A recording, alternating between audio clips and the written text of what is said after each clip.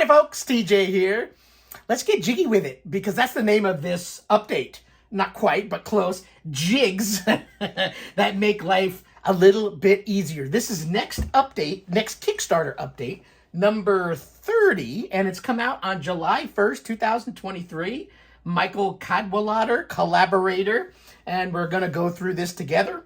I have no idea what's in here, but I suspect there's some discussion of the manufacturer of the PC boards because this last week, Mike did post some video clips in the Next Facebook group that showed, I think, a pick and place type of machine sticking in place and stuff. I didn't quite follow it, but we'll follow this together. So let's read on. Again, normally you're going to just see me in the screen. You probably won't see exactly what's going on the screen, other than maybe some of the pictures. So check out the Kickstarter yourself. Read it verbatim there. But let's go general perusal of what this update is. Again, update number 30. It's factory time. In our last update, we promised shorter and more frequent updates as we move through the various production stages.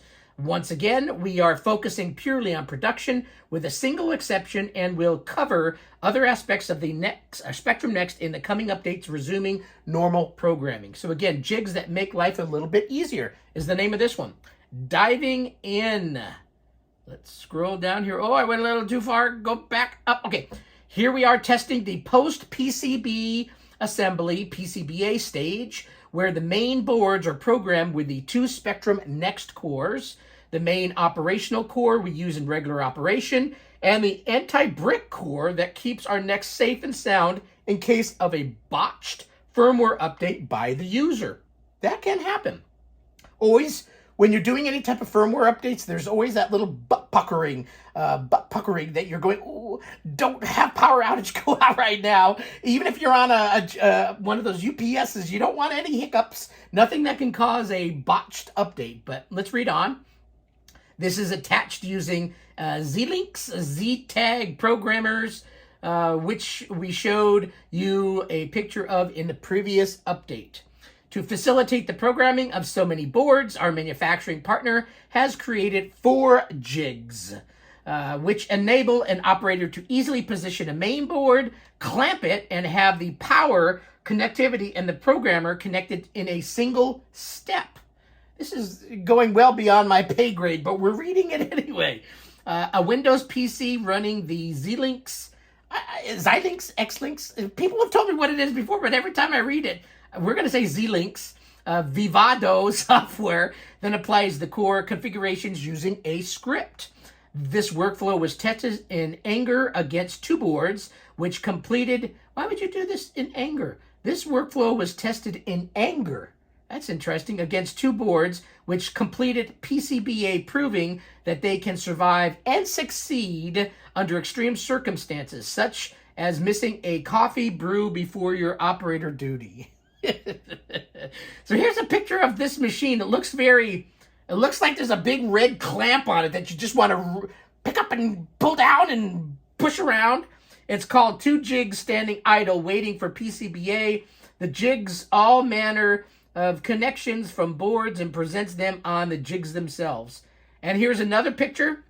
It looks interesting. Clamped and automatically connecting power and peripherals, including the Z-Links programmer just off shot at the bottom. The wires coming out of the front are connectivity for the keyboard if required. So this looks like a pretty interesting conglomeration. On the rear, we have a VGA connector and 2 joystick connectors. Interesting. Just think, at the end of the Kickstarter creations, when they say, you know what, this is the last Kickstarter, we're never doing one again, who gets these? Are they going to go to a museum? I think they should go to a museum because this next, there'll be about 10,000 of them out there in the world after this Kickstarter 2 goes, and who knows if there's a third one. But needless to say, this should probably be held by somebody important, maybe a museum, so everybody can enjoy it, with a couple of working Nexts next to it. No pun intended. Okay, let's scroll down. And here are the first 2 boards that completed the PCBA process. They then went through an extensive QA process to ensure that every single component and every solder joint is perfect to standard, and they are. So here's a picture of the 2 finished articles. I wonder who gets these. Maybe these should go with this conglomeration up here to the museum. They're the first 2, and they should go and have everybody to enjoy thereafter. That'd be cool. Surface mount technology, SMT. More recently, more and more PCBs have been through SMT processing, allowing us to share some images of the process with you. It is important to note that this does not represent full production as of yet, as a mere 250 PCBs have completed the process, aka the pilot run, and rest of the PCB is being triggered shortly. So here's a whole bunch of machinery, reels and reels of components patiently await their turn. Isn't that just bizarre? My mind can't wrap around 3D printing or things that are in this major mechanical where they come in a spool, but yet they're components that somehow this machine can pick up and slap into the right places. It's all very bizarre to me, but very cool at the same time. Here's a big computer-looking thing. Optical inspection. A computer-controlled camera is moved in the X and Y axis to relevant coordinates for photographing each solder joint and comparing it to the baseline. Very high tech. Oh, there's a play button. Let's click play. There's supposed to be sound? I don't know. But I can see it. It's flashing, and there's board going. I'll make the sounds. It's like a ZX81. I know I have the sound up, so maybe there's just not sound on this clip. It looked interesting. I mean, if you don't know what you're looking for, keep getting a scroll bar down here. I wanted to see if there's like a volume thing. But anyway, that looked interesting. So you can see the board being made. Cool. Scroll down. Oh, here's like a... Then finally, Superman performs his X-ray inspection. Here's an X-ray of it. That looks very interesting. Oh, there's another play button. The fruits of this SMT process. Play. Oh, this one's got sound. No ZX81 needed. Scroll up a little bit so it's in the middle. Board slides in. Oh, red light. Terminator's there. It's slapping stuff in there. Just imagine, making this board alone, it takes rocket science. The rocket science behind the machine that does all this stuff seems pretty damn elaborate.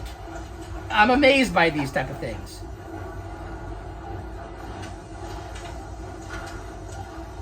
Wow. That's pretty cool. Don't get your hair stuck in there, whoever's videoing this. Well, if it's Mike, he doesn't have a problem, because he's kind of like me. Not too much hair up top. Not that there's anything wrong with that. I kind of like being bald at this stage of my life. So that was kind of cool. And it's called The Fruits of this SMT Process Are Beautiful to Behold. Racks of PCBs ready for the next stage. Can you spot yours? No, I can't. But look at that. There's all these PCBs. They look bigger from this picture than what I'm imagining in here, because this is a next right here. I don't know if you're seeing that, but it's small. Those, maybe it's just the angle of the picture. They look huge. Lined up and ready to continue their journey. Cases. Okay. Read on. We haven't really touched upon the cases in previous updates, except to say that the output was in the refinement process again. Since we brought up the jigs and the start of this update, let's stay on this lane and talk about the second jig.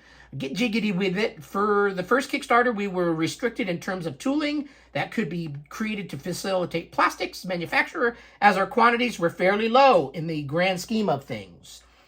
A lot of it was made by hand. In fact, resulting in less uniform results between individual units. This time around, we have a far more efficient and reliable method for melting the plastic pins on the colored strips in order to make them with the case. So here it looks like a picture of the contour of the side of the next case here, and that's where they're putting the little pretty color thingies there, and it looks like they're using some type of heat jigging to get jiggy with it and make it happen. So that's kind of cool looking. More pictures of that. You can see the inside of it here. You can see the red, yellow, and blue. Much more visually appealing dome shapes, more consistent than the approach used the last time around. Here's the big red bar, button knobby thing. That looks interesting. Okay, what's this thing supposed to be? The jig is in all its glory. We particularly like the big red clown's nose on the end of the handle. So there you go. Coming soon. We are hoping to bring you more news on the production front in the coming weeks, and we'll share updates as soon as we get them. We have a long wish list of images and videos we would like to see and share. We're just hoping that our manufacturer can provide them. So far, they have been excellent in sharing department, more likely to come. Intermission. Dun, dun, dun. Fall asleep, go buy your popcorn, go buy your goobers, whatever candies and stuff you have over there. And intermission over. We interrupt this program for a shout out to Rubber Keyed Wonder Documentary. Anthony and Nicola Caulfield have launched a final Kickstarter for anyone who has missed the chance to back the original campaign, and now have a great trailer and the documentary live for you to check out, which we highly recommend. And if you don't shed a tear while watching, you're probably dead inside, just saying, okay? If you haven't yet backed their film, take our word for it, and I did back it, by the way, and head over there right away. You can't go wrong with this one. And here's a picture of the final chance to get the film. And the Spectrum Next is featured in it. What's not to like? The rubber keyed, and there's a link to go back it up. Cool, okay. Shipping the Spectrum Next across the globe.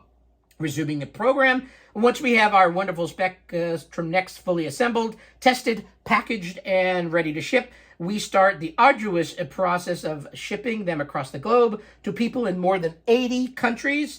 A lot has happened since the campaign was launched and funded. The United Kingdom left the European Union. We went through a pandemic. Electronic components vanished from supply chains. Never a dull moment. And we've all aged a number of years. Don't forget that. And some of us have even lost a few extra hair kernels. So, yeah, we've all gotten older. This has taken a little bit longer. It's kind of funny. The first one took a while. The second one, thought it was going to be a shoe-in. And then the whole world changed, and it's taken longer. But it's about done.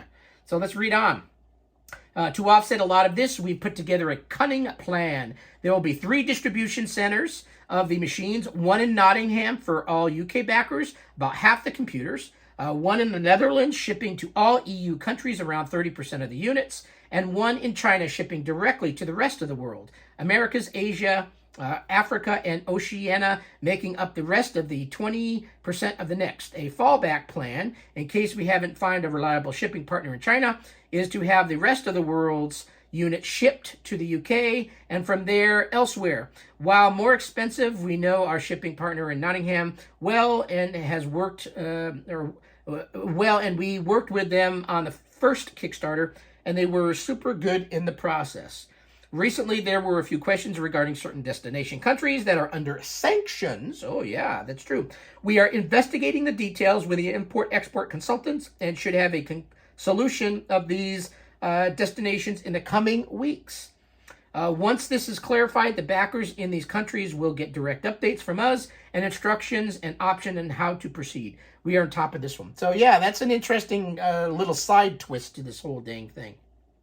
And that's it for Kickstarter update. We're full steam ahead and still on track for Q3. Another update coming shortly. So that was pretty cool. A couple of videos, some extra pictures in the mix.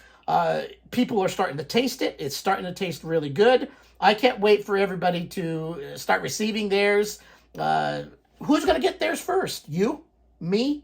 The guy next door? Who knows? But at this point, many or thousands are going to be shipping, and I can't wait to start seeing the posts, pictures, excitement, videos, the whole spiel. So looking forward to it. Thanks for the update, Michael, and look forward to future updates coming. So thanks for listening in. Thanks for watching in. Have a great rest of your weekend. Bye.